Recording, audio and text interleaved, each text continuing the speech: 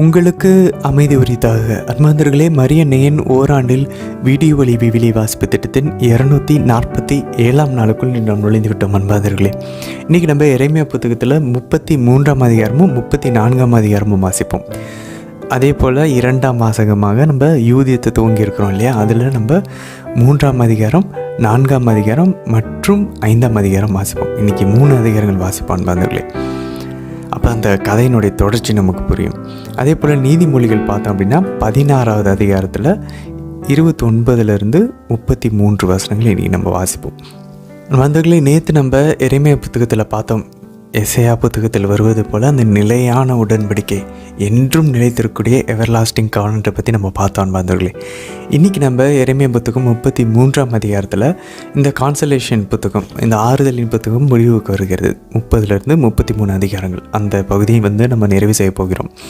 வந்தவர்கள், இன்னும் எரேமியா அவர் சிறையில் தான் இருக்கிறார். சிறையில் இருந்து கொண்டே நேற்று நம்ம பார்த்தோம், அந்த அவருடைய நெருங்கின சொந்தக்காரனுடைய அந்த நிலத்தை வாங்க சொல்லி ஆண்டவருடைய வார்த்தை அவருக்கு வருது. இன்றைக்கி நம்ம பார்க்க போகிற அன்பர்களே, இன்னொரு ஆரக்கிள் ஆஃப் ஹோப், இன்னொரு எதிர்நோக்கை தரக்கூடிய ஒரு இறைவாக்கு அவர்களுக்கு வருகிறது.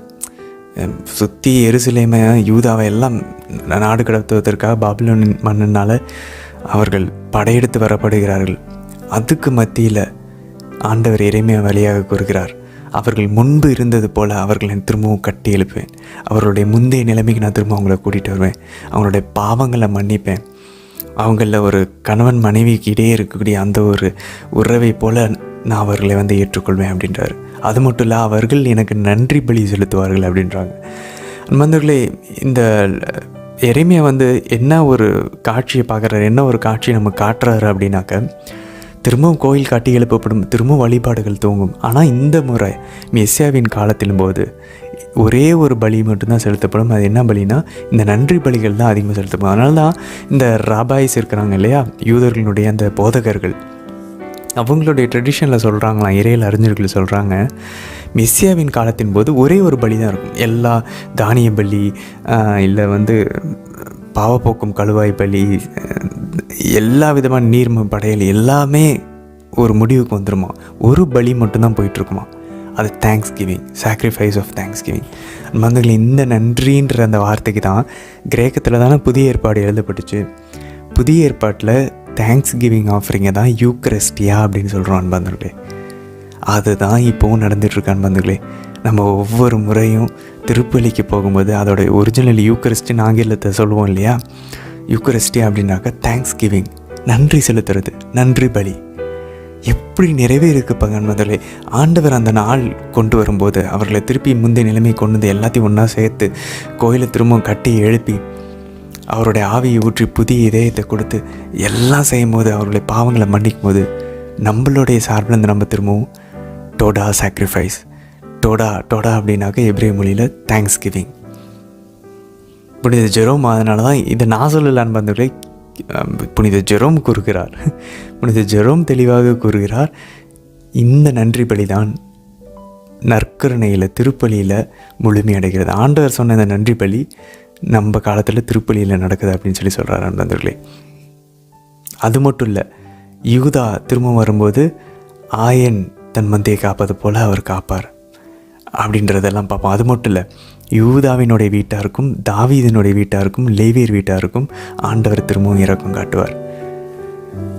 தாவீதின் வீட்டிலிருந்து யாருமே அரியணையில் என்றென்றும் அமராமல் ஒருத்தர் இருக்கவே மாட்டாங்க.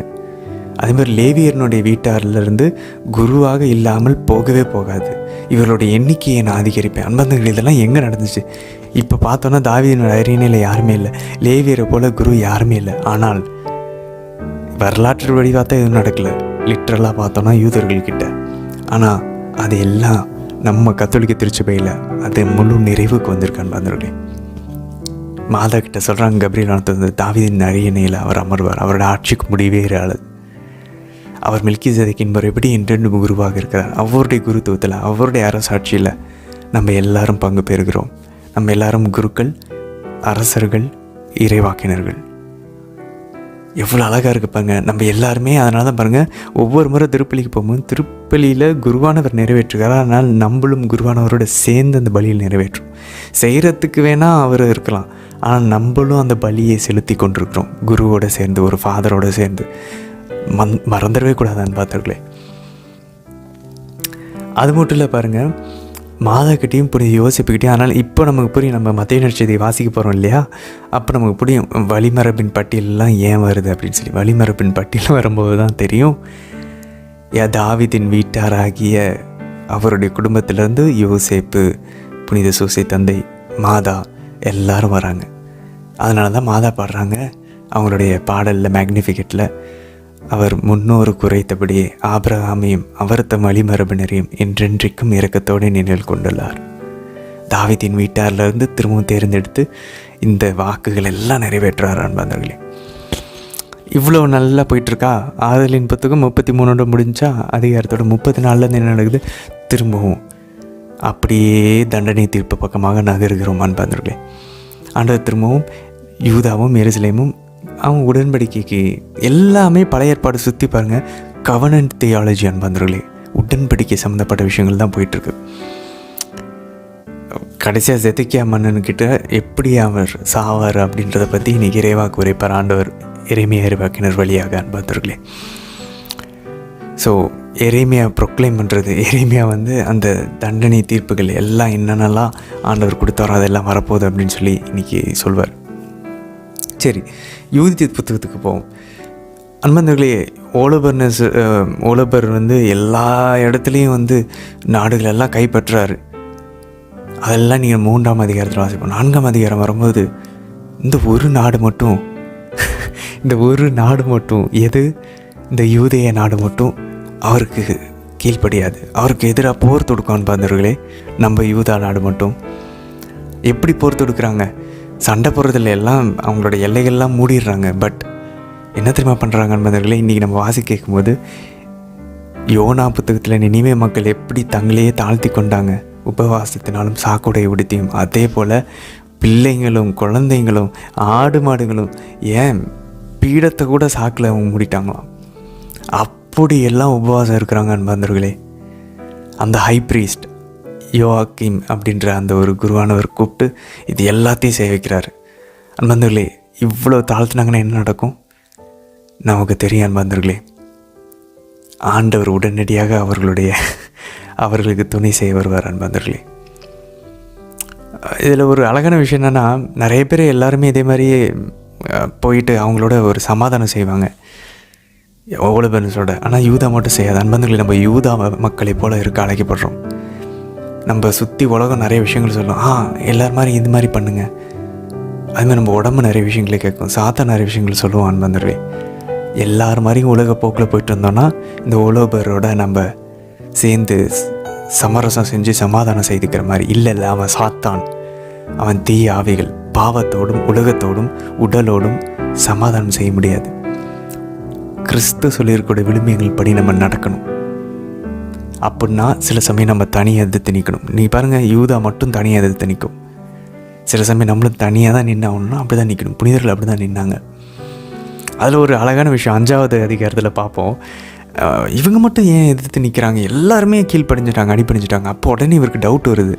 இந்த ஓலோபர் என்ன பண்ணுறாரு, கூப்பிட்டு இந்த படைத்தலைவன் இவங்க நாடு என்ன, எப்படி இவங்களுக்கு இவ்வளோ தைரியம் அப்படின்னு கேட்கும்போது அதில் ஒரு அழகான, நான் 10 வருஷம் முன்னாடி படித்தேன் அன்பர்களே. 10 வருஷம் முன்னாடி இதை முறை படித்தப்பயே எனக்கு இந்த 5ஆம் அதிகாரம் மட்டும் அவ்வளோ பிடிக்கும்.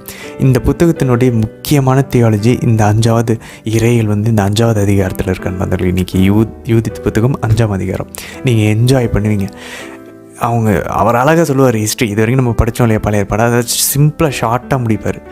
இங்கேருந்து வந்தாங்களா, இங்கேருந்து ஆண்டவர் அவங்க இப்படிலாம் வந்தாங்க, இப்படிலாம் கடவுளை அவங்க வழிபட்டாங்க. கடைசியாக அவர் முடிப்பார் தெரியுமா, ஹைலைட்டான ஒரு வசனம் அன்பர்களே, எனக்கு ரொம்ப பிடிச்சது. ஓலபர் அவங்க பாவம் செய்கிறாங்க அப்படின்னு மட்டும் தெரிஞ்சிருச்சுன்னு வச்சுக்கோங்களேன், அது எப்படியாவது நம்ம கண்டுபிடிச்சி அவங்க பாவம் செய்கிறாங்கன்றதை நம்ம உறுதிப்படுத்திட்டோம்னு வச்சுக்கோங்களேன், தைரியமாக நம்ம போய் தாக்கலாம். அவங்க கடவுள் அவங்கள விட்டு விலகிடுவார், அவங்க தோற்று போயிடுவாங்க. ஒருவேளை அவங்க பாவம் செய்யலைன்னா அவங்க கடவுள் அவர்கள் சார்பில் இருந்து அவர்களை பாதுகாப்பார்.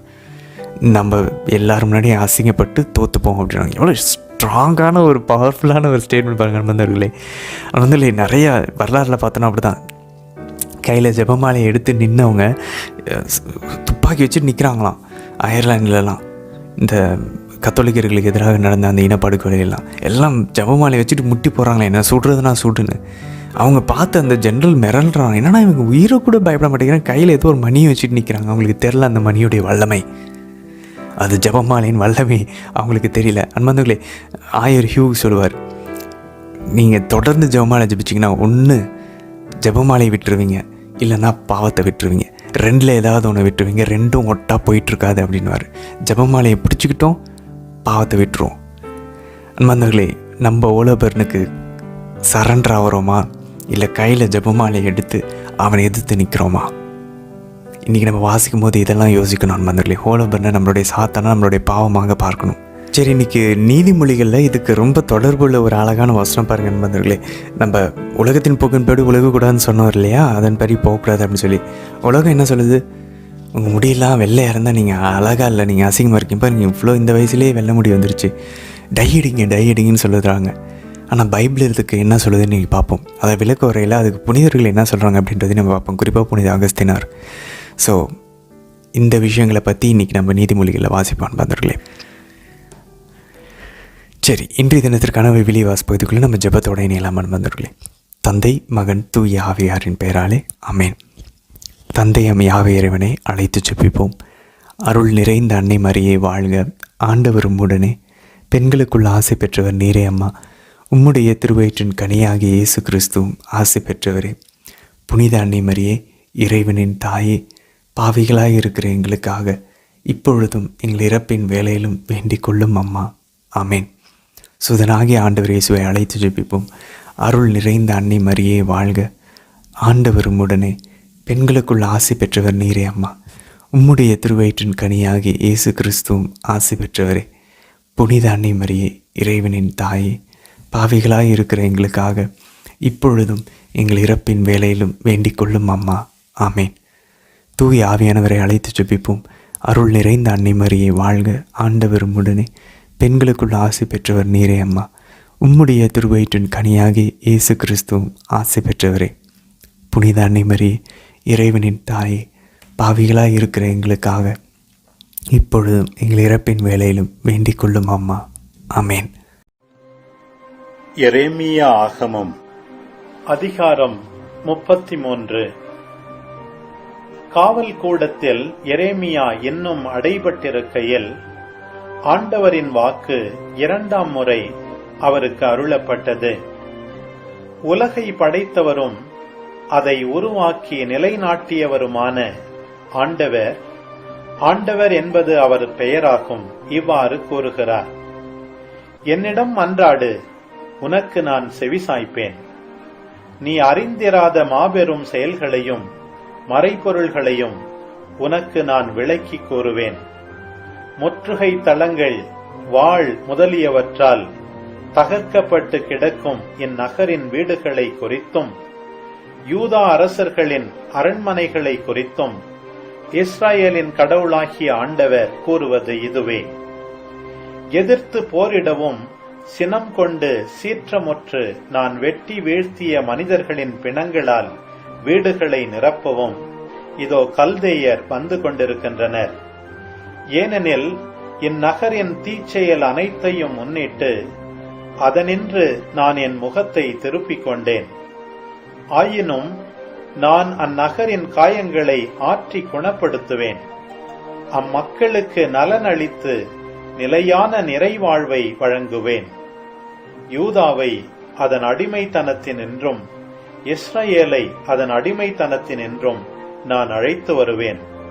முன்பு இருந்தது போன்று அவற்றை கட்டி எழுப்புவேன்.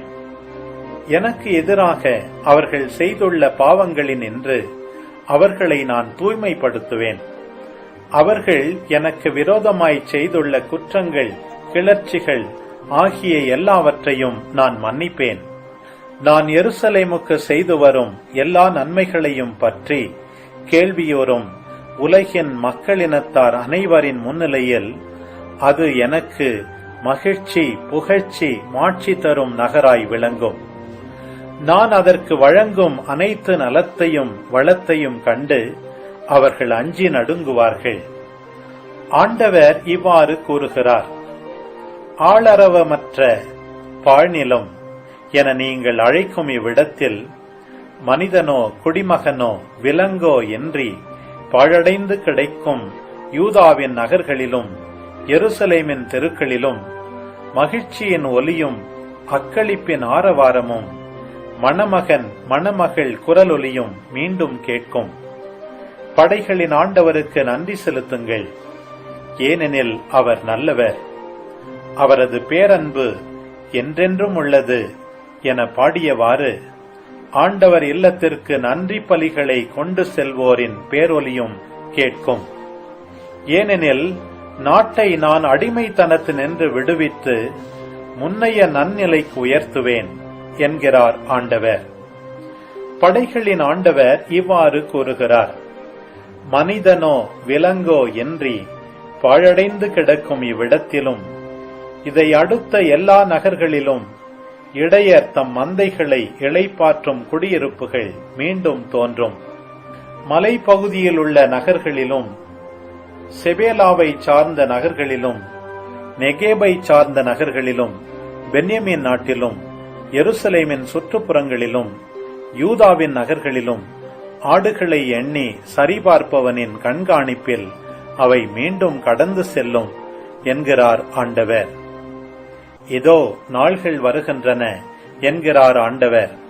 அப்பொழுது இஸ்ராயேல் வீட்டாருக்கும் யூதா வீட்டாருக்கும் நான் கொடுத்துள்ள வாக்குறுதியை நிறைவேற்றுவேன். அந்நாள்களில் அக்காலத்தில் நான் தாவீதிலிருந்து நீதியின் தளிர் ஒன்று முளைக்கச் செய்வேன். அவர் நாட்டில் நீதியையும் நேர்மையையும் நிலைநாட்டுவார். அந்நாள்களில் யூதா விடுதலை பெறும், எருசலேம் பாதுகாப்புடன் வாழும்.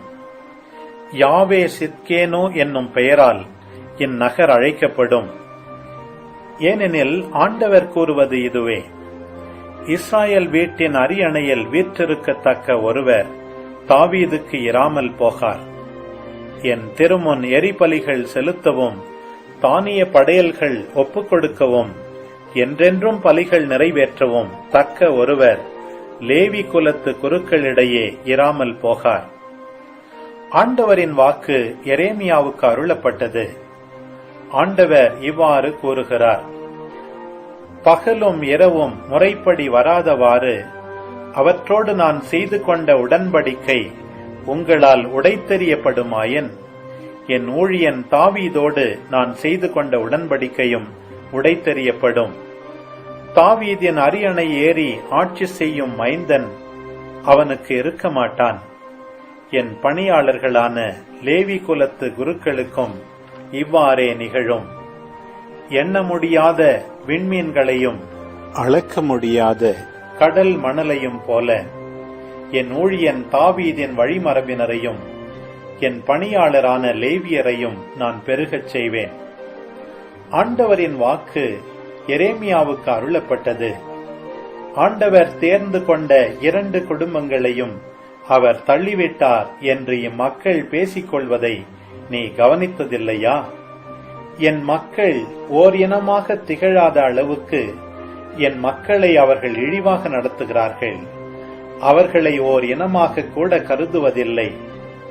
ஆண்டவர் கூறுவது இதுவே: நான் பகலோடும் இரவோடும் உடன்படிக்கை செய்திராவிடில், விண்ணுக்கும் மண்ணுக்கும் உரிய ஒழுங்குமுறைகளை நிறுவியிராவிடில், யாக்கோபின் வழிமரபினரையும் என் ஊழியன் தாவீதின் வழிமரபினரையும் உண்மையாகவே தள்ளிவிடுவேன். ஆபிரகாம், ஈசாக்கு, யாக்கோபு ஆகியோரின் வழிமரபினரை ஆள்வதற்கு தாவீதின் வழிமரபினரிலிருந்து யாரையும் தேர்ந்து கொள்ள மாட்டேன். ஆனால் இப்பொழுது அடிமைத்தனத்திலிருந்து அவர்களை விடுவிப்பேன்.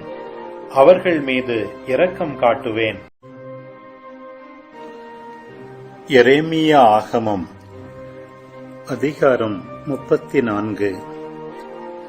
பாபிலோனிய மன்னன் நெபுகத்நேசரும் அவருடைய எல்லா படைகளும், அவரது ஆட்சிக்கு உட்பட்ட உலகின் அரசுகள், மக்களினங்கள் அனைத்தும் எருசலேமையும் அதன் நகர்களையும் எதிர்த்து போரிட்டுக் கொண்டிருந்த வேளையில் ஆண்டவரிடமிருந்து எரேமியாவுக்கு அருளப்பட்ட வாக்கு.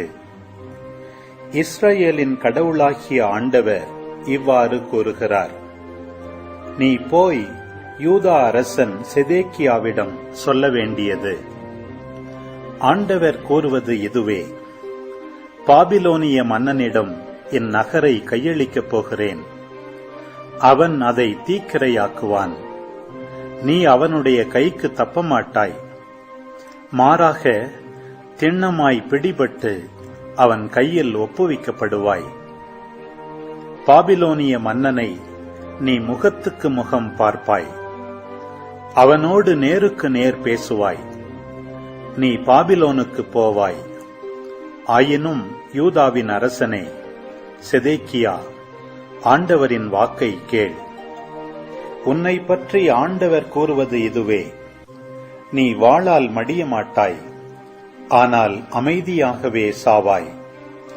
உனக்கு முன் வாழ்ந்த பண்டைய அரசர்களான உன் மூதாதையரின் நினைவாக மக்கள் நறுமணப் பொருள்களை எரித்தது போன்று உன் நினைவாகவும் எரிப்பார்கள். ஐயோ தலைவா எனச் சொல்லி உன் பொருட்டு புலம்புவார்கள். இது உறுதி என்கிறார் ஆண்டவர். பின்னர் இறைவாக்கினர் எரேமியா எருசலேமில் யூதா அரசன் செதேக்கியாவிடம் இவற்றையெல்லாம் கூறினார். அப்பொழுது எருசலேமுக்கு எதிராகவும் யூதாவின் அரண்சூழ் நகர்களுள் எஞ்சியிருந்த லாக்கிசு அசேக்காவுக்கு எதிராகவும் பாபிலோனிய மன்னனின் படை போரிட்டுக் கொண்டிருந்தது. விடுதலையை அறிவிப்பதற்காக அரசன் செதேக்கியா எருசலேம் மக்கள் அனைவரோடும் உடன்படிக்கை செய்து கொண்ட பின் ஆண்டவரின் வாக்கு எரேமியாவுக்கு அருளப்பட்டது. யூதா நாட்டினர் எவரும் தம் சகோதரரை அடிமைப்படுத்தாமல் அவரவர் தம் எபிரேய அடிமைகளான ஆண் பெண் அனைவரையும் விடுதலை செய்ய வேண்டும் என்பதே அவ்வுடன்படிக்கை. உடன்படிக்கை செய்து கொண்ட தலைவர்கள், மக்கள் ஆகிய எல்லாரும் தம் அடிமைகளான ஆண் பெண் அனைவரும் தொடர்ந்து அடிமைகளாயிராதவாறு அவர்களுக்கு விடுதலை அளிக்க உடன்பட்டு அவர்களை விடுதலை செய்தார்கள். ஆனால் பின்னர் அவர்கள் தங்கள் மனத்தை மாற்றிக்கொண்டார்கள். தாங்கள் ஏற்கனவே விடுதலை செய்திருந்த ஆண் பெண்களை மீண்டும் அடிமைப்படுத்திக் கொண்டார்கள். எனவே ஆண்டவரிடமிருந்து எரேமியாவுக்கு வாக்கு அருளப்பட்டது: இஸ்ரவேலின் கடவுளான ஆண்டவர் கூறுவது இதுவே: அடிமைத்தன வீடாகிய எகிப்து நாட்டினின்று உங்கள் மூதாதையரை அழைத்து வந்த நாளில் நான் அவர்களோடு ஓர் உடன்படிக்கை செய்து கொண்டேன். உங்களிடம் அடிமைகளாய் விற்கப்பட்ட உங்கள் எபிரேய சகோதரர்கள் அனைவரும் 6 ஆண்டுகள் உங்களுக்கு பணிவிடை புரிந்த பின் 7ஆம் ஆண்டின் முடிவில் அனைவரும் உங்களிடமிருந்து விடுதலை பெற வேண்டும் என்று நான் அப்போது உங்களுக்கு கட்டளையிட்டிருந்தேன். உங்கள் மூதாதையரோ எனக்கு கீழ்ப்படியவில்லை, செவிசாய்க்கவும் இல்லை. ஆனால் நீங்கள் சற்று முன்பு மனம் வருந்தி ஒவ்வொருவரும் தம் சகோதரருக்கு விடுதலை கொடுத்ததன் மூலம் என் முன்னிலையில் நேர்மையாக நடந்து கொண்டீர்கள். என் பெயர் விளங்கும் இல்லத்தில் என் திருமுன் நீங்கள் உடன்படிக்கை செய்து கொண்டீர்கள். ஆனால் உங்கள் மனத்தை நீங்கள் மீண்டும் மாற்றிக்கொண்டீர்கள். என் பெயருக்கு களங்கம் வருவித்தீர்கள். தங்கள் விருப்பம் போல் செல்லும்படி நீங்கள் ஒவ்வொருவரும் விடுதலை செய்திருந்த ஆண் பெண்களை நீங்கள் மீண்டும் அடிமைப்படுத்திக் கொண்டீர்கள். எனவே ஆண்டவர் இவ்வாறு கூறுகிறார்: நீங்கள் எனக்கு செவிசாய்க்கவில்லை. உங்கள் சகோதரருக்கும் அடுத்திருப்பவருக்கும் விடுதலை அறிவிக்கவும் இல்லை. ஆகவே வாள், கொள்ளை நோய், பஞ்சம் ஆகியவற்றால் அழிவதற்கான விடுதலையை நான் உங்களுக்கு வழங்குவேன் என்கிறார் ஆண்டவர். உலக அரசுகள் அனைத்துக்கும் திகிலூட்டும் சின்னமாய் உன்னை மாற்றுவேன். இளங்காளையின் துண்டங்களுக்கு நடுவே கடந்து போன யூதாவின் தலைவர்கள், எருசலேமின் தலைவர்கள், அரசவையோர், குருக்கள், நாட்டு மக்கள் அனைவரும் என் திருமுன் செய்து கொண்ட உடன்படிக்கையை மீறி அதன் உடன்பாடுகளை நிறைவேற்ற தவறினார்கள்.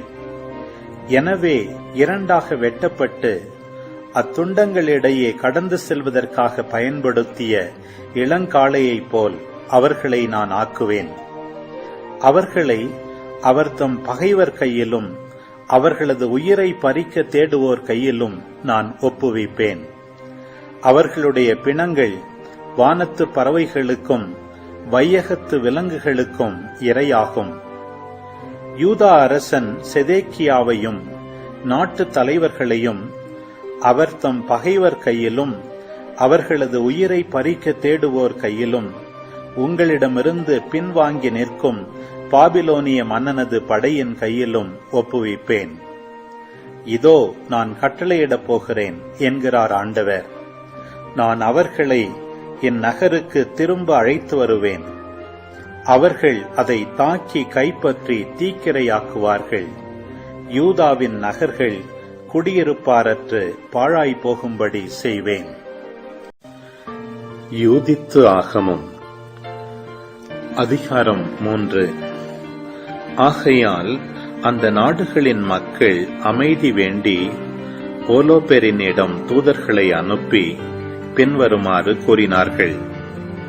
இதோ நெபுகத்நேசர் மாமன்னரின் பணியாளர்களாகிய நாங்கள் உமக்கு அடிபணிகிறோம். எங்களை உமது விருப்பப்படியே நடத்தும். மேலும் எங்களுடைய வீடுகள், நாடுகள், கோதுமை வயல்கள், ஆடு மாடுகள், எங்களுடைய குடியிருப்புகளில் உள்ள ஆட்டுக்கோட்டில்கள் அனைத்தும் உமக்கே சொந்தம். உமது விருப்பப்படியே அவற்றை பயன்படுத்தும். எங்கள் நகர்களும் உம்முடையவை. அவற்றின் குடிகள் உமக்கே அடிமைகள். எனவே நீர் வந்து உம் விருப்பப்படியே நடத்தும். அத்தூதர்கள் ஓலோபெரினிடம் வந்து மேற்கண்ட செய்தியை அறிவித்தார்கள். இதை அறிந்ததும் அவன் தன் படையுடன் கடற்கரை பகுதிக்கு இறங்கிச் சென்று அரண்சூழ் நகர்கள் அனைத்திலும் காவற்படைகளை அமர்த்தினான். அவற்றினின்று தேர்ந்தெடுத்த வீரர்களை தன் துணைப்படையாக வைத்துக் கொண்டான். அந்நகர்களின் மக்களும் அவற்றின் சுற்றுப்புறங்களில் வாழ்ந்தோர் அனைவரும் அவனுக்கு மாலை அணிவித்து முரசறைந்து நடனமாடி வரவேற்பு அளித்தனர். ஆயினும் அவர்களுடைய திருவிடங்களை எல்லாம் அவன் தகர்த்தெறிந்தான். தூய தோப்புகளை வெட்டி அழித்தான். ஏனெனில் எல்லா இனத்தாரும் நெபுகத்நேசரை மட்டுமே வழிபட வேண்டும். எல்லா மொழியினரும் குலத்தினரும் அவனை மட்டுமே தெய்வமாக போற்ற வேண்டும் என்னும் நோக்கத்தோடு அந்நாடுகளின் தெய்வங்கள் அனைத்தையும் அழித்தொழிக்குமாறு அவனுக்கு ஆணையிடப்பட்டிருந்தது. பின்பு ஓலோபேரின் யூதேயாவின் மலைத்தொடருக்கு எதிரிலும் தோத்தானுக்கு அருகிலும் அமைந்திருந்த எஸ்திரலோனை நோக்கிச் சென்றான். கேபாய், சித்தோபொலி நகர்களுக்கு இடையே பாசறை அமைத்து தன் படைக்கு தேவையானவற்றையெல்லாம் திரட்ட 1 மாதம் முழுவதும் அங்கு தங்கியிருந்தான். யூதித்து ஆகமம் அதிகாரம் 4. அசீரிய மன்னன் நெபுகத்நேசருடைய படைத்தலைவன் ஓலோபேரின் வேற்றினத்தாருக்கு செய்திருந்த அனைத்தையும், அவன் எவ்வாறு அவர்களின் கோவில்கள் எல்லாவற்றையும் சூறையாடி தகர்த்தெறிந்தான் என்பதையும் யூதேயாவில் வாழ்ந்து வந்த இஸ்ரவேலர் கேள்விப்பட்டனர். எனவே அவன் வருவதை அறிந்து பெரிதும் அஞ்சினார்கள். எருசலேமை குறித்தும் தங்கள் கடவுளாகிய ஆண்டவரின் கோவிலை குறித்தும் கலங்கினார்கள். ஏனெனில் சற்று முன்னரே அவர்கள் தங்கள் அடிமை வாழ்விலிருந்து விடுதலை பெற்றிருந்தார்கள். யூதேயா நாட்டு மக்கள் யாவரும் அண்மையில்தான் ஒருங்கிணைக்கப்பட்டிருந்தார்கள். தீட்டுப்பட்டிருந்த தூய கலன்களும் பலிபீடமும் கோவிலும் மீண்டும் தூய்மைப்படுத்தப்பட்டிருந்தன.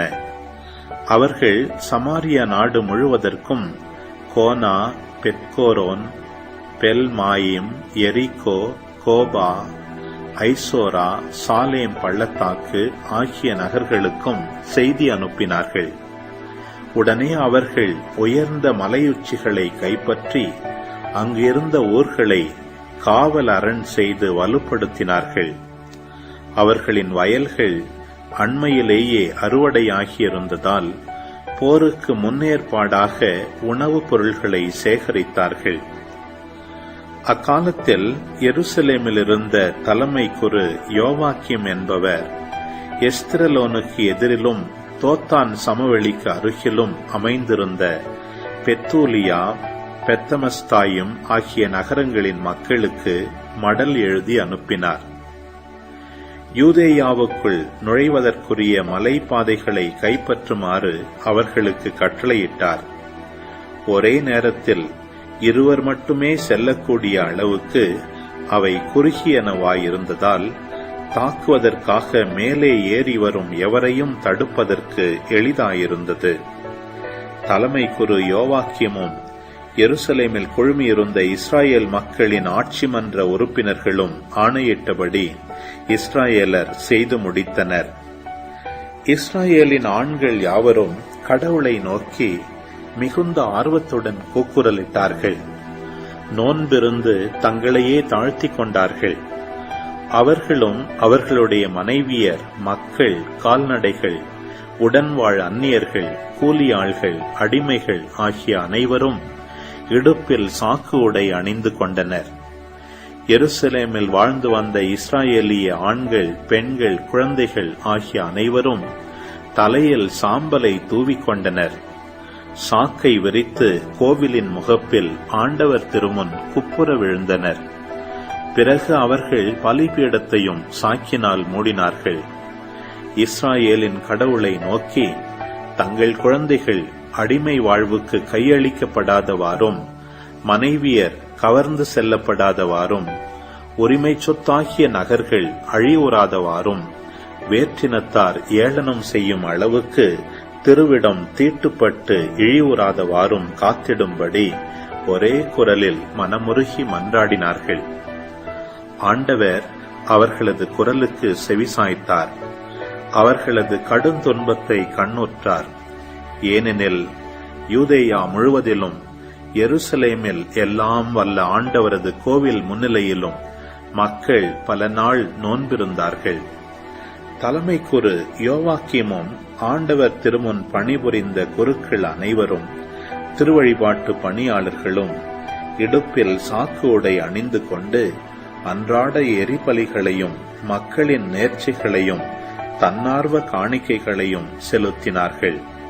தங்கள் தலைப்பாகை மேல் சாம்பலை தூவிக்கொண்டு இஸ்ராயேல் இனம் அனைத்தின் மீதும் ஆண்டவர் இன்முகம் காட்டுமாறு முழு வலிமையோடும் அவரை நோக்கி கூக்குரலிட்டார்கள்.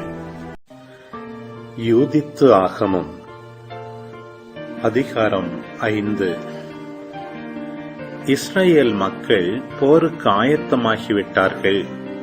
மலை பாதைகளை மூடிவிட்டார்கள். உயர்ந்த மலையுச்சிகளை காவல் அரண் செய்து வலிமைப்படுத்தியுள்ளார்கள்.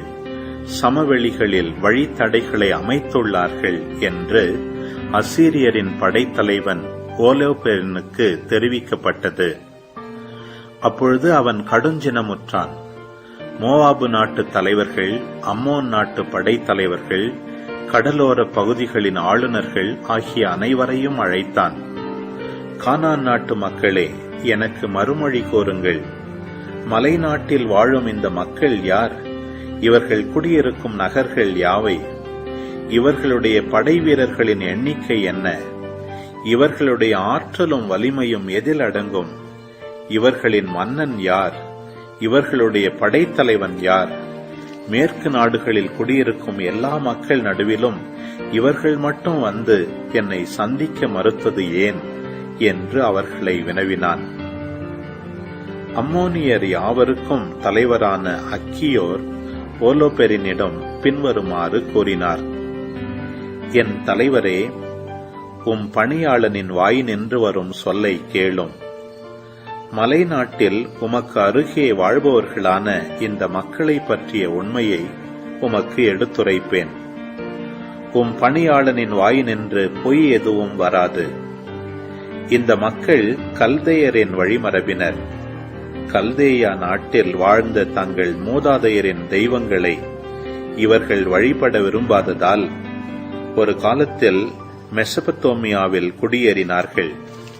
அதாவது தங்கள் மூதாதையரின் வழியை விட்டுவிட்டு தாங்கள் அறிய வந்த கடவுளான விண்ணக இறைவனை தொழுதார்கள்.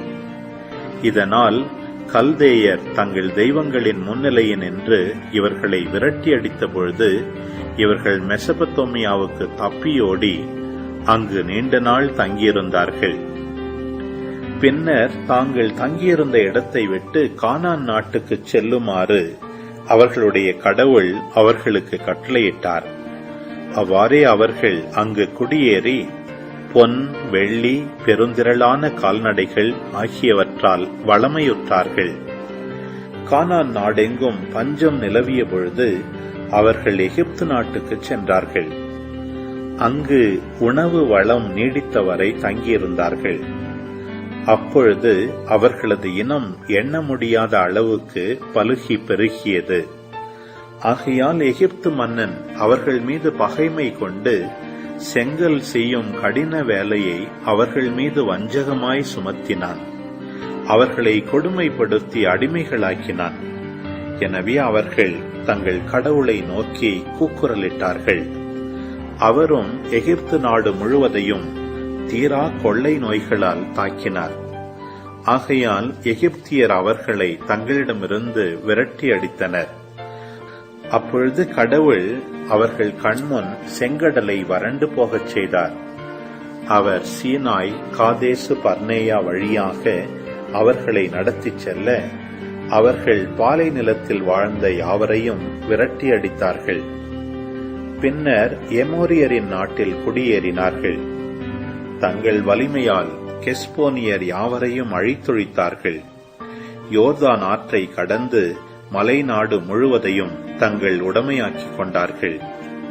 கானானியர், பெரிசியர், எபூசியர், செக்கேமியர் ஆகியோரையும் கிர்காசியர் அனைவரையும் அங்கிருந்து துரத்திவிட்டு அங்கே நீண்ட நாள் வாழ்ந்து வந்தார்கள். அவர்கள் தங்கள் கடவுள் முன்னிலையில் பாவம் செய்யாத வரையில் வளமுடன் வாழ்ந்தார்கள். ஏனெனில் அநீதியை வெறுக்கும் கடவுள் அவர்கள் நடுவே இருக்கிறார். ஆனால் அவர்களுக்கென்று அவர் வகுத்து கொடுத்திருந்த வழியை விட்டு விலகிச் சென்றபோது அவர்கள் பல போர்களால் பெரிதும் அழிந்தார்கள். அயல் நாட்டுக்கு கைதிகளாய் கொண்டு செல்லப்பட்டார்கள். அவர்களுடைய கடவுளின் கோவில் தரைமட்டமானது. அவர்களின் நகர்களை பகைவர்கள் கைப்பற்றினார்கள். ஆனால் இப்பொழுது அவர்கள் தங்கள் கடவுளிடம் மனம் திரும்பி வந்துள்ளார்கள். தாங்கள் சிதறடிக்கப்பட்ட இடங்களிலிருந்து திரும்பி வந்துள்ளார்கள். தங்களது திருவிடம் அமைந்துள்ள எருசலேமை மீண்டும் உரிமையாக்கிக் கொண்டுள்ளார்கள். பாழடைந்து கிடந்த மலைநாட்டில் மீண்டும் குடியேறியுள்ளார்கள். எனவே தலைவர் பெருமானே, இப்போது இந்த மக்களிடம் தவறு ஏதேனும் காணப்பட்டால், இவர்கள் தங்களின் கடவுளுக்கு எதிராக பாவம் செய்திருந்தால், இவர்கள் செய்த பாவத்தை நம்மால் கண்டுபிடிக்க முடியுமானால் நாம் புறப்பட்டுச் சென்று இவர்களை போரில் முறியடிக்கலாம். ஆனால் இந்த இனத்தாரிடம் குற்றம் ஒன்றும் இல்லையானால் என் தலைவரே இவர்களை தாக்காது விட்டுவிடும். இல்லையெனில் இவர்களின் கடவுளாகிய ஆண்டவர் இவர்கள் சார்பாக இருந்து இவர்களை பாதுகாக்க நாம் அனைத்துலகின் பழிப்புக்கும் உள்ளாவோம். அக்கியோர் பேசி முடித்தவுடன் கூடாரத்தை சூழ்ந்து நின்ற மக்கள் எல்லாரும் முறுமுறுத்தார்கள்.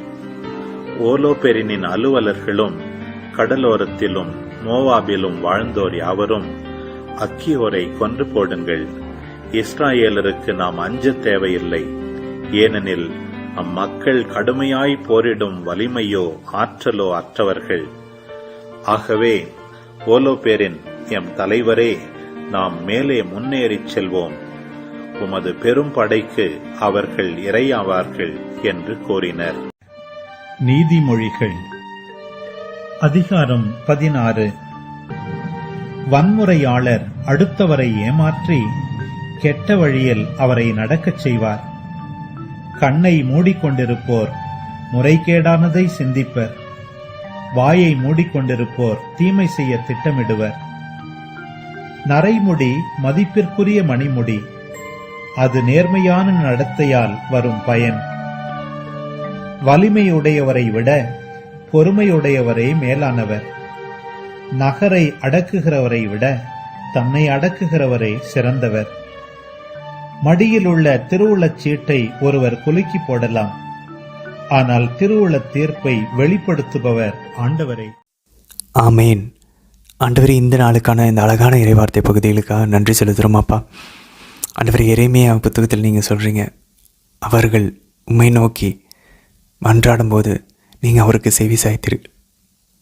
ஆண்டவரே, இந்த யூதா மக்கள் ஓலோபர் அவர்களை சுற்றி படையெடுக்க வந்தபோது அவர்கள் உபவாசம் இருந்து தங்களை தாழ்த்தி கொண்டு மன்றாடிய போது நீங்கள் செவி சாய்த்தீங்க அப்பா. ஆண்டவரே, அதே போல் இன்று பல குழப்பங்களில் வாழ்ந்து கொண்டிருக்கக்கூடிய மக்கள், ஆண்டவர் எல்லாம் செஞ்சுட்டாரு, நாங்கள் நார்மலாக இருக்கோம், நாங்கள் நல்லா இருக்கோம் அப்படின்னு சொல்லி பொய்யான ஒரு அசமாதானத்தில் அமைதியில் வாழ்ந்து கொண்டிருக்கிற எல்லா மக்களும் நாங்களும் சேர்ந்து எங்களையும் நாங்கள் தாழ்த்தி கொண்டு உண்மையிலேயே உண்மையான கிறிஸ்துவ வாழ்க்கையை வாழ ஆரம்பிக்கணும். ஒரு சின்ன பாவ சிந்தனை, சின்ன பாவ பார்வை, சின்ன பாவ ஒரு வார்த்தை, ஒரு சின்ன பாவ செயலை கூட, அற்ப பாவங்களை கூட தவிர்க்கக்கூடிய உள்ளத்தை எங்களுக்கு தந்துடல வேண்டி உங்களை கெஞ்சி பண்ணுறோம்ப்பா. அம்மா, நீங்கள் எவ்வளோ பரிசுத்தமாக இருந்தீங்களோ அவ்வளோ நாங்களும் பரிசுத்தமாக ஆண்டவரிடம் இருக்க உண்மையான கிறிஸ்துவ வாழ்க்கையை வாழ இந்த யூதா மக்களைப் போல் எங்களுடைய பாவங்களையும் உலகத்தின் கவர்ச்சிகளையும் உடலின் ஆசைகளையும் எதிர்த்து நின்று போராட நாங்கள் தொடர்ந்து ஜெபமாலையின் மக்களாக வாழ ஜெபிச்சு இதை வெற்றி கொள்ள, உபவாசத்தினால் இதை வெற்றி கொள்ள எங்களுக்கு அருள் தாரும் அம்மா. எங்களோட இருந்து எங்களோட பலப்படுத்துங்க அம்மா. தந்தை, மகன், தூய ஆவியாரின் பெயராலே ஆமேன். அன்பர்களே, இன்று பாருங்கள், எரேமியா புத்தகத்தில் நம்ம வாசிக்கிறோம் 33ஆம் அதிகாரம் 2ஆம் வசனத்தில், என்னிடம் மன்றாடு, நான் உனக்கு செவி சாய்ப்பேன், நீ அறிந்திராத மாபெரும் செயல்களையும் மறைபொருள்களையும் உனக்கு நான் விளக்கி கூறுவேன். அன்பர்களே, நிறைய விஷயங்கள் நமக்கு புரியல. ஆக்சுவலாக பாருங்களேன், எனக்குமே பைபிளை வாசிக்க தான் நம்ம அதான் சொல்லணும், இது ஒரு வருஷத்தோடு நிறுத்திடாதீங்க, தொடர்ந்து வாசிச்சுக்கிட்டே இருங்க. வாசிக்க லேயர் மேலே லேயர் வந்துக்கிட்டே இருக்குது. இறையியல் அறிஞர்கள்லாம் சொல்லுவாங்க, ஸ்காட் ஹான், என்டி ரைட்டு, எல்லா பெரிய பைபிள் தியாலஜியன் ஸ்காலர்ஸ் எல்லாம் சொல்கிறாங்க, நான் 40 வருஷம் 60 வருஷமாக பைபிளை நான் ஆராய்ச்சி செஞ்சுக்கிட்டு இருக்கேன், படிச்சுக்கிட்டு இருக்கேன், அதோடு வச்சு ஜெபிச்சுக்கிட்டு இருக்கேன். இன்னமும் கூட ஒவ்வொரு வசனமும் எனக்கு புது அர்த்தங்களை கொடுத்து கொண்டிருக்கிறது. கடவுளில் இன்னும் ஆழம நெருங்கிற வச்சுக்கிட்டு இருக்குன்னு சொல்கிறாங்க அன்பர்களே. ஸோ நம்ம ஜெபிக்க ஜெபத்தோடு சேர்ந்து பைபிள் வாசிக்க, புனிதர்களுடைய புத்தகங்களை வாசிக்க, ரெண்டையும் கம்பேர் பண்ண அன்பர்களே, மாபெரும் செயல்களையும் மறைபொருள்களையும் ஆண்டவர் நமக்கு விலக்கி கூறுவார். ஆண்டவர் நோக்கி நம்ம கேட்கணும், ஆண்டவர் எனக்கு இந்த வசனம் புரியல, எனக்கு இது தெரியல. ஆண்டவர் நமக்கு விலக்கி கூறுவார், ஒரு வீடியோ மூலியமாக, இல்லை நமக்குள்ளே டைரெக்டாக பேசுவார், இல்லை ஒரு புத்தகம் மூலியமாக, யாரோ ஒரு நபர் மூலியமாக, ஏதாவது ஒரு சின்ன ஒரு செயல் மூலியமாக நமக்கு ஆண்டவர் தெரிவிப்பார் அன்பர்களே. புனித சியன்னாவின் செயின்ட் கேத்ரின் ஆஃப் சியன்னா அவங்க சொல்லுவாங்க, அவங்க படித்ததே கிடையாது, அவங்களுக்கு படிப்பறிவே கிடையாது, ஆனால் அவங்க சொல்ல எழுத்தர்கள் எழுதுவாங்க, ஸ்கிரைப்ஸு. பாருங்க நண்பர்களே, அவங்களை இன்றைக்கி திருச்சபை ஒரு திருச்சபை முனைவராக, பண்டிதராக, டாக்டர் ஆஃப் சர்ச்சாக அறிவிச்சிருக்கு. ஏன்னா அவங்க ஜெபத்தினால அவங்களுடைய ஞானத்தை பெற்றுக்கொண்டார்கள். ஜெபிச்சா போதும் நண்பர்களே, படித்து வர்றதை விட ஜெபிச்சு வர்றது தான் அதிகம். புனித தாமஸ் அக்வினாஸ் மிகப்பெரிய ஒரு தியாலஜியன், புனித அகஸ்தினார் மிகப்பெரிய இறையியல் வல்லுநர். எப்படி அவங்களுக்கு அவ்வளோ ஞானம்? படித்து இல்லை, ஜெபிச்சு. 2 பேருமே நற்கருணைக்கும் தேவமாதாவுக்கும் அவ்வளோ பக்தி கொண்டிருந்தார்கள். புனித தாமஸ் அக்வினாஸ் எல்லாம் நெத்தியை போய் நற்கருணை மேலே சாட்சிக்கு வரான். சாட்சி அவர்கிட்ட அப்படி என்ன சொல்கிறது, தலையை சாய்ச்சி நம்ம எப்படி காதை போய் ஆண்டவருடைய இதயத்தின் மேலே வச்சு கேட்போமோ, அதே போல் அவர் நற்கருணை மேலே வச்சு இன்ஸ்பிரேஷனை ட்ரா பண்ணி என்ன புரியணும், என்ன தெரியணுன்றது அங்கேருந்து ஞானத்தை பெற்றுக்கொண்டு அவர் எழுதுவாராம். இன்றைக்கி அவரோட எழுத்துக்கள்லாம் படித்த புரிய கூட மாட்டேங்குது, அவ்வளோ டஃப்பாக இருக்குது.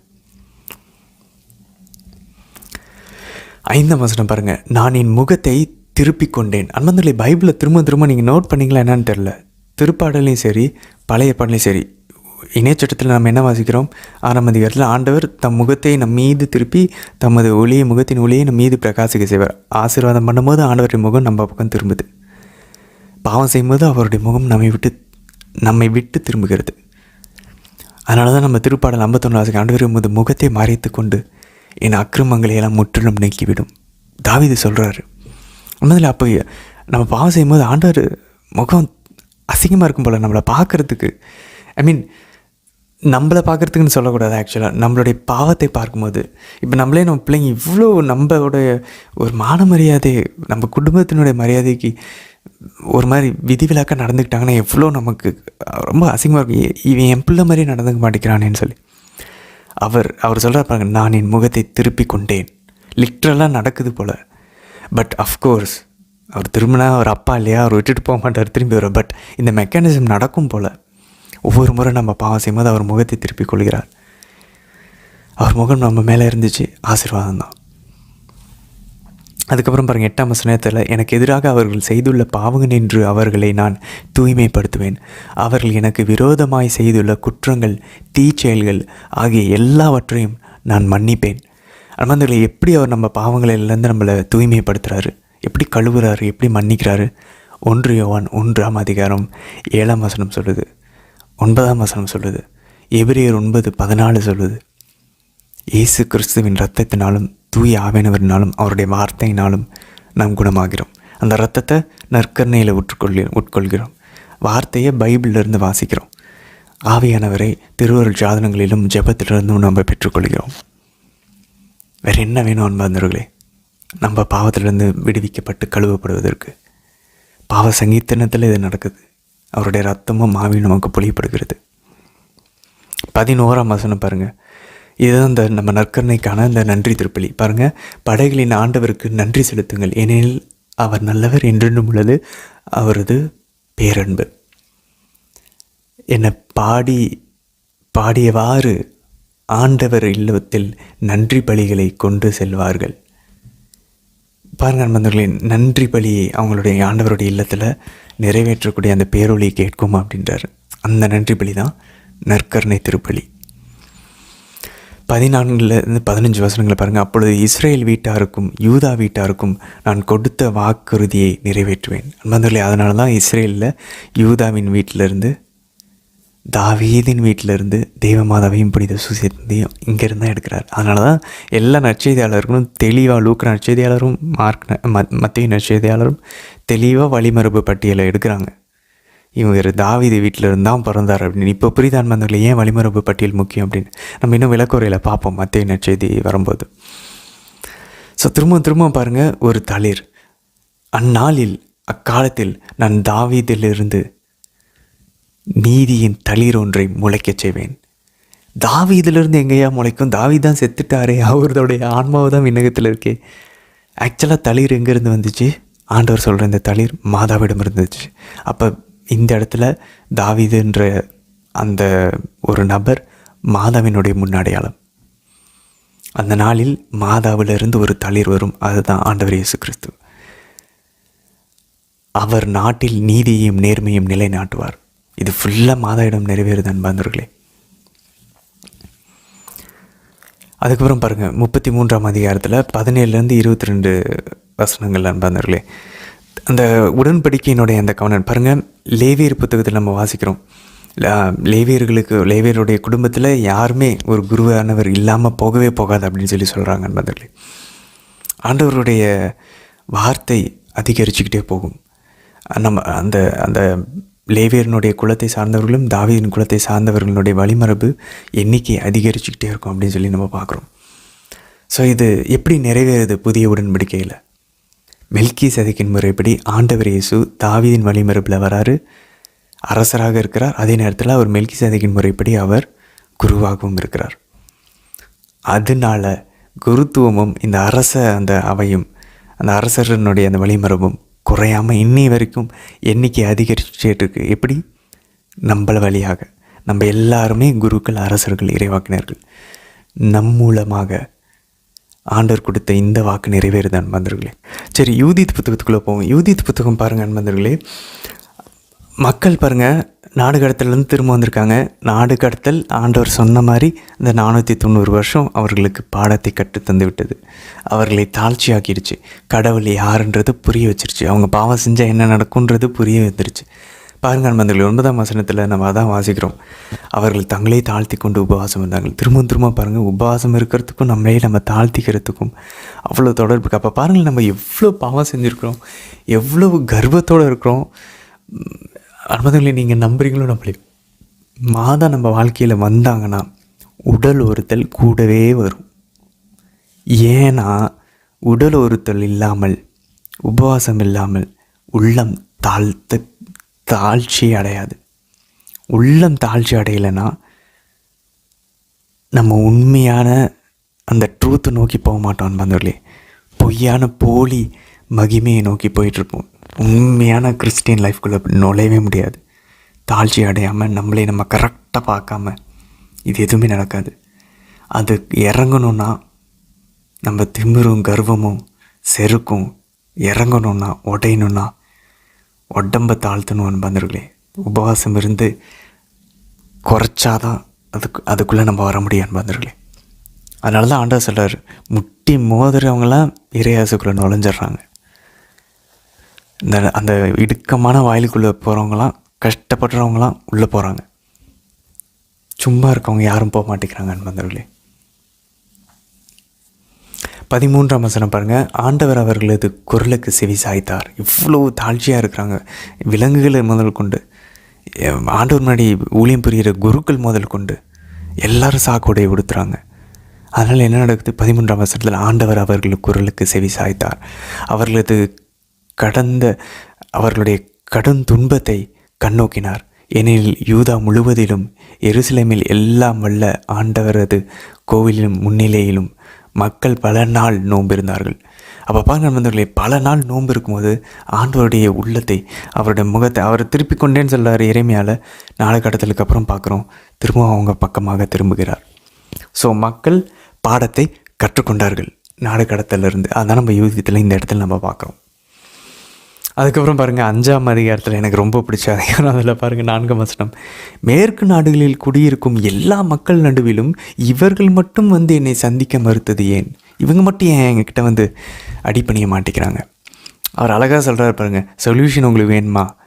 அந்த அம்மோனியர் சொல்கிறார் பாருங்கள் 20-21 வசனம். நம்மளுடைய கிறிஸ்துவ வாழ்க்கையினுடைய சீக்ரெட்டு தான் வந்துள்ள இதுதான் ரகசியம். எனவே தலைவர் பெருமானே, இப்போது இந்த மக்களிடம் தவறு ஏதேனும் காணப்பட்டால், இவர்கள் தங்களின் கடவுளுக்கு எதிராக பாவம் செய்திருந்தால், இவர்கள் செய்த பாவத்தை நம்மால் கண்டுபிடிக்க முடியுமானால் நாம் புறப்பட்டு சென்று இவர்களை போரில் முறியடிக்கலாம். ஆனால் அங்கே வைக்கிறார் பாருங்க ட்விஸ்ட்டு. இந்த இனத்தாரிடம் குற்றம் ஒன்றும் இல்லை என்றால் வேற லெவல் அன்பார்ந்தவர்களே. அவர் சொல்கிறார் பாருங்க, என் தலைவரே, இவர்களை தாக்காது விட்டு விடுவோம். ஏனெனில் இவர்களின் கடவுளாகிய ஆண்டவர் இவர்கள் சார்பிலிருந்து இவர்களை பாதுகாக்க நாம் அனைத்துலகின் பழிப்புக்கும் உள்ளாகுவோம். அன்பார்ந்தவர்களே, எப்படி இருக்கு பாருங்களேன். பாவம் மட்டும் நம்ம செய்யலை, துன்பங்கள் வரும், ஆனால் ஆண்டவர் நம்ம சார்பில் இருந்து நம்மளை காப்பார். அந்த துன்பங்களை நம்மளுடைய நன்மைகளுக்காக மாற்றுவார். நிறைய இடங்களை பார்க்குறோம். அது மனசு சார்ந்த துன்பமாக இருக்கலாம், உடல் சார்ந்த துன்பமாக இருக்கலாம், இல்லை ஃபினான்ஷியல் பிரச்சனையாக இருக்கலாம், இல்லை ஏதோ ஒரு தோல்வியாக இருக்கலாம். பாவம் மட்டும் செய்யாமல் இருந்தோம், அவர் நம்ம சார்பில் இருந்து அது எல்லாத்தையும் நன்மைக்கு, அதுலேருந்து மிகுதியான நன்மையை கொண்டு வருவார் நண்பர்களே. அது ஒரு இறப்பாக இருக்கலாம். சரி, நீதிமொழிகளுக்குள்ள போவோம். ரொம்ப ரொம்ப முக்கியமானது நண்பர்களே. 16ஆம் அதிகாரம் 31ஆம் வசனம் பாருங்கள். நரைமுடி மதிப்புக்குரிய மணிமுடி, நரைமுடி மதிப்புக்குரிய மணிமுடி. ஆனால் நம்ம ஆடில் பார்க்குறோமே டிவியில், அப்படி சொல்ல கிடையாது. நரைமுடி அவமானத்துக்குரிய ஒரு முள்முடி, அப்படி தான் சொல்லுது ஆடு. ஆனால் இங்கே பைபிள் சொல்லுது அதுக்கு அப்படியே ஆப்போசிட். நரைமுடி மதிப்புக்குரிய மணிமுடி அப்படின்னு. அது நேர்மையான நடத்தையினால் வரும் பயன். அன்பார்ந்தவர்களே, நிறைய சினிமா பாட்டுகள் எடுத்துக்கோமே, பைபிள் சொல்கிற நான் நிறைய பாட்டுகள் நோட் பண்ணியிருக்கேன். நிறைய வசனங்களுக்கு எதிராக தான் சினிமா பாட்டு இருக்குது. எக்ஸாக்டாக எதிராக. அது அப்படியே ஒரு ஜாலி டியூனில், அதுவும் நம்ம கிறிஸ்தவர்களும் பாடுவோம். நமக்கு தெரியாது, ஏன்னா பைபிள் நமக்கு தெரியாது இல்லை. அவர் சொல்கிறார், புனித அகஸ்தினார் சொல்கிறார் பாருங்க, டை அடிக்கிறது ஆண்டவர் சொல்கிறார், அவர் பைபிள் வசனத்தை காட்டுறாரு, உங்களுடைய முடி ஒன்றை கூட உங்களால் வெள்ளையாக்கவோ கருப்பாக்கவோ முடியாதுன்னு ஆண்டவர் இயேசு சொல்கிறார். நீங்கள் ஏன் அதை பண்ண விரும்புகிறீங்க அப்படின்றாரு. அவர் குறிப்பாக என்ன தெரியுமா சொல்கிறாரு, சரி டை தானே அடிக்கணும், போய் அடிச்சுக்கோங்க அப்படின்றாரு புனித அகஸ்தினார். நானும் யோசிச்சேனடா இப்படி சொல்கிறாருன்னு. அடுத்த லைனில் சொல்கிறாரு, அடிக்கிறதே அடிக்கிறீங்க, நல்லா நெருப்பு கலரில் அடிங்க, ஏன்னா அதை அடித்ததுக்கப்புறம் நரகத்துக்கு போனால் நான் அப்படி தான் உங்கள் தலையும் ஏறிங்க அப்படின்றார். வேறு லெவலில் பதில். நான் சிரின்னு சிரிச்சுட்டு இருந்தேன். அகஸ்தினார் இப்படி கூட சொல்லுவார், டை அடிக்கிறதுனா அடிங்க, ஆனால் நெருப்பு கலரில் அடிங்க, ஏன்னா அந்த கலரில் தான் உங்கள் தலை எரியும் நீங்கள் டை அடித்ததுனால அப்படின்னு. டை அடிக்கிறதுனால நரகமாக அப்படி அகஸ்தினார் அப்படின்னு நம்ம யோசிக்கலான்னு வந்துடலையே. ஆனால் அவங்க அதை நான் சொல்லலை, நம்ம கடவுள்கிட்ட நெருங்க தான் உண்மையிலே பாவம் எதுன்னு தெரியும். டை அடிக்கிறது சாதாரணமாக அடிச்சுட்டு போயிட்டு நம்ம பாட்டுக்கு எல்லோரும் மாதிரி இருக்கிறோன்னு சொல்லிட்டு போயிட்டுருக்குறோம். ஆனால் அது ஏன் அடிக்கிறோன்னு சொல்லி ஒரு நிமிஷம் யோசித்து பார்த்தோன்னா தெரியும். அவர் சொல்கிறாரு, அது அங்கே மட்டும் நிறுத்தலை, அவர் தொடர்ந்து மேக்கப் பற்றி நிறைய பேசுகிறாரு. நம்ம ஏன் அந்த அழகு சாதனங்களை நம்ம ஏற்கனவே 1 பேதுருவில் பார்த்தோம். பேதுருனுடைய கடிதத்தில் இதான் கூறப்பட்டிருக்கு. எல்லா புனிதர்களும் அப்போஸ்தலர்கள் முதல் கொண்டு புனிதர்கள்லேருந்து எல்லாருமே சொல்கிறாங்க மேக்கப் டை வேண்டாம் அப்படின்றாங்க. ஏன்னா அவர் சொல்கிறாரு, அதுவும் குறிப்பாக அவர் பெண்களை தான் பார்த்து சொல்கிறாரு, நீங்கள் ஏன் உங்களுடைய இப்போ அவர் என்ன ஒரு எக்ஸாம்பிள் கொடுக்குறாருன்னா, ஒரு பெயிண்டர் ஒரு அழகான ஒரு படைப்பை அவர் வரைஞ்சி முடித்து அதை காட்சிக்கு வச்சாச்சு. அந்த மாதிரி தான் ஒரு குழந்தை பிறக்குது. அது எந்த கலர்லேயோ எந்த ஒரு முகபாவனையிலையோ எந்த ஒரு உடல் தோற்றத்துலேயோ ஒரு குறைபாடுகளோட ஏதோ ஒன்று ஆண்டவர் அதை சரின்னு படைச்சிருக்காரு. நீங்கள் ஏன் அதை மாற்ற ட்ரை பண்ணுறீங்க அப்படின்றார். அதை பார்த்து நீங்கள் ஆர்வம் இருக்கிறீங்க. நீங்கள் ஏன் உங்களுடைய நேச்சுரல் உண்மையை நீங்கள் ஏன் மறைக்கிறீங்க? நீங்கள் ஒவ்வொரு முறை மேக்கப் போடும்போதும் புனித அகஸ்தினார் சொல்கிறாரு, நீங்களே உங்களை அழகு இல்லைன்னு சொல்லி நீங்கள் உலகிற்கு சாட்சியம் பகறீங்க அப்படின்றாங்க. யூ ஆர் பேரிங் டெஸ்டிமனி அப்படின்றாங்க. நீங்கள் அழகாக இல்லை அப்படின்றத நீங்களே உலகுக்கு நீங்கள் மேக்கப் போடுறது மூலிமா காட்டுறீங்க அப்படின்ற சொல்கிறீங்க. யார் சொன்னால் நீங்கள் அழகு இல்லைன்னு? சாத்தான் சொன்னான். கடவுள் அப்படி சொல்லலையே. கடவுள் பைபிளில் நான் உங்களுடைய முகத்தை பார்க்கல, உங்களுடைய அகத்தை தான் பார்க்குறேன்னு சொல்லி தாவீது கிட்ட சொல்லார். எத்தனை நேரத்தில் நம்ம இவ்வளோ நேரம் வாசித்தோம். கடவுள் முகத்தை பார்க்க மாட்டார், அகத்தை பார்க்குறான். மனுஷன்தான் முகத்தை பார்க்குறான். மனுஷன் விழுந்து போன இயல்பில் இருக்கிறதுனால அவன் முகத்தை பார்த்து அவனுக்கு இன்பம் தரக்கூடிய விஷயங்களை பார்க்குறான். ஆனால் கடவுள் குணத்தை பார்க்குறார், மனசில் இருக்கக்கூடிய கேரக்டர், தூய்மை, தாழ்ச்சி. புனித பேதுரு அதான் சொல்கிறார். ஸோ நம்ம மேக்கப் ஒவ்வொரு முறை போடும்போதும் நான் அழகில்லைன்னு நம்ம காட்டிகிட்டு இருக்கோம், எல்லாருக்கும் சொல்லிட்டுருக்கோம். ஆனால் நம்ம அழகில்லைன்றத நம்ம தான் உலகம் சொன்னதுனால நம்பிட்டு இருக்கோம். ஆக்சுவலாக நம்ம அழகு தான். ஒரு குழந்தைய போய் பார்ப்போமே, குழந்தை என்றைக்காச்சும் ஒரு கருப்பாக இருக்கவங்கள பார்த்தாலும், ஒரு புள்ளியாக முகம் இருக்கிறவங்க, அசிங்கமாக இருக்கவங்க, யாராக இருந்தாலும் குழந்தைய பொறுத்த வரைக்கும் அது பார்த்தா சிரிக்கும். அதுக்கு யாரும் கற்றுத்தர மாட்டாங்க. பெருசாக தான் அதெல்லாம் வேணாம், அதெல்லாம் பார்க்கக்கூடாது, அது கற்றுக்கும். நம்ம குழந்தை உள்ளம் கொண்டிருக்கிறோமா? இல்லைன்னா நம்ம மனசில் தான் பிரச்சனை இருக்குது. மற்றவங்க எப்படி நினைப்பாங்கிறதுக்காக நம்ம வாழ முடியாது அன்பர்களே. தேவனின் பார்வையில் நீங்கள் மதிப்புள்ளவர்கள், விலை மதிப்பேற பெற்றவர்கள். அவர் உங்களை தாயின் கருவில் உருவாகிறதுக்கு முன்னாடியே உங்களை அன்பு செஞ்சார், உங்களை தேர்ந்து கொண்டார். அவர் பார்த்து ஓகே இது நல்லதுன்னு கண்டு தான் நம்மளை நம்ம தாயின் வயிற்றில் உருவாக வச்சார். நம்ம ஏன் அதை வெளியே வந்தோன்னா நல்லான்னு சொல்லணும். நோயினா அதுக்கு நம்ம குணப்படுத்தலாம், ஓகே. அழகு சம்மந்த விஷயம், அழகுன்றது முகத்தில் இல்லை, வெளி தோற்றத்தில் இல்லை, அது உள்ளத்தில் உண்டு, அது நம்முடைய குணத்தில் இருக்குது. புனித அன்னை தெரசா அழகாக இருந்தாங்க. ஏன் பிறனத்தவர் புனித நிறைய புனிதர்கள் எடுத்துக்கோமே, அழகாக இருக்கவங்க கூட அவங்க அழகை குறைத்து கொண்டார்கள். புனித லீமா ரோஸ், புனித அன்னை தெரசா அழகாக இருக்காங்களா? இல்லை, ஆனாலும் ஓகே சரி. அப்துல் கலாம் எடுத்துக்குவோம், அவர் அழகாக இருக்கார், ஆனால் மக்கள் எல்லாமே நேசித்தாங்களே. அவங்களுடைய குணத்தில் இருக்குது. வல்லமையும் அழகும் குணத்தில் உள்ளது அன்பர்களே, முகத்தில் இல்லை, அகத்தில் உண்டு. அதான் பைபிள் நமக்கு சொல்லித்தருது. இது இந்த சினிமா கலாச்சாரம் தான் நம்மளை இப்படி மாற்றிடுச்சு. சினிமா நடிகைகள் தான் இப்படி காமிச்சு நம்ம மனசில் தப்பான விஷயங்களை போட்டு வச்சுருக்காங்க அன்பர்களே. அதை நம்ம மாற்ற வேண்டும். கிறிஸ்தவர்களாகிய நான் சொல்லணும், நீ எந்த கலரில் இருந்தாலும் எந்த முகத்தில் இருந்தாலும் நான் உன்னை அன்பு செய்வேன். இந்த உலகம் உன்னை அன்பு செய்யணும், இல்லைன்னா அந்த உலகம் தப்பு, நீ தப்பு கிடையாது. உன்னை நான் அன்பு செய்கிறேன். கடவுள் உன்னை அன்பு செய்வார். இது உனக்கு அப்படி தான், எனக்கும் அப்படி தான். இதை நம்ம தான் ஏற்று நிற்கணும் அன்பார்ந்தவர்களே. அது மட்டும் இல்லை, அவர் என்ன தெரியுமா சொல்கிறார் இப்படி இந்த அகஸ்தினார்? விபச்சாரம் செய்கிறவங்க கூட பரவாயில்ல, மேக்கப் போடுறவங்களுக்கு கம்பேர் பண்ணுறாரு. எவ்வளோ ஷாக்கிங்கான ஸ்டேட்மெண்ட் பாருங்கள். ஏன் தெரியுமா? விபச்சாரவங்க அவங்களுடைய நாணயத்தில் நாகரிகத்தில் தான் தவறுறாங்க. நீங்கள் உங்களுடைய இயல்பையே நீங்கள் மாற்றுறீங்க அப்படின்றார். அவங்களுடைய மாடஸ்டியில் அவங்க தப்பாக இருக்கிறாங்க. நீங்கள் உங்களுடைய நேச்சரே தப்பாக்குறீங்க அப்படின்னா, உங்களுடைய இயல்பையே மாற்றுறீங்க. உங்களை நீங்கள் அந்த வண்ண நிறங்களை பூசும்போது. அடுத்த வசனம் பாருங்கள், 32 ரொம்ப அழகான வசனம். வலிமை உடையவரை விட பொறுமை உடையவர் மேலானவர்கள். நகரை அடக்குகிறவரை விட தன்னையே அடக்குகிறவர் சேர்ந்தவர். ஸோ தன்னடக்கமும் பொறுமையும் மனசு சார்ந்த விஷயம். இதுதான் ரொம்ப முக்கியம். உடம்புல இருக்க தெம்பை விட போய் நகரத்தை அடக்கிறத விட தன்னை அடக்கிக்கணும். தன்னுடைய பெருமை, பொறாமை, பேராசை, பெருந்தினி, கோபம், காமம், சோம்பேறித்தனத்தை அடக்குகிறவர்கள் தான் இந்த நகரத்தையே அடக்கிறவர்களை விட வலிமை வாய்ந்தவர்கள் அப்படின்னு இந்த வசனம் சொல்லுது அன்பர்களே. சரி அன்பர்களே, தொடர்ந்து பயணிக்கலாம். நம்ம நிறைய விஷயங்களை கற்றுக்கொண்டுருக்கோம். குறிப்பாக இன்றைக்கி இந்த மேக்கப் சம்மந்தப்பட்ட விஷயங்கள், நம்மளுடைய ஓலோபர்னு நிறைய பேர் இருக்காங்க, அவங்கள எதிர்க்க வேண்டிய முக்கியத்துவங்கள், நிறைய விஷயங்களை கற்றுக்கொண்டிருக்கிறோம். தொடர்ந்து பயணிக்கலாம். பாருங்கள், பைபிள் எவ்வளோ சேலஞ்சஸ் நமக்கு வைக்கிது பாருங்கள். வாழ்க்கையை நிறைய மாற்ற வேண்டியிருக்கு. நிறைய விஷயங்கள் நம்ம சாதாரணமாக உலகப்போக்கில் செஞ்சிட்ருக்கோம், அதெல்லாம் கட் பண்ண வேண்டியிருக்கு அன்பர்களே. That's what Bible is calling to do. இன்னும் நிறைய வசனங்கள் இருக்குது. உலகம் சொல்கிறத அது ஒரு ஒரு சின்ன ஒரு கட்டுரையை எழுதலாம் போல தோணுது. எதெல்லாம் உலகம் சொல்லுது, எதெல்லாம் பைபிள் அது தப்புன்னு சொல்லுது. உலகம் அதை கொண்டாடுது, இங்கே பைபிள் அதை காரி துப்புது. அப்படிப்பட்ட விஷயங்கள் இருக்குது அன்பர்களே, நிறைய விஷயங்கள் இருக்குது. தொடர்ந்து பயணிக்கலாம். நாளை தினத்திற்கான வீடியோவில் சந்திக்கலாம். ஆமென்.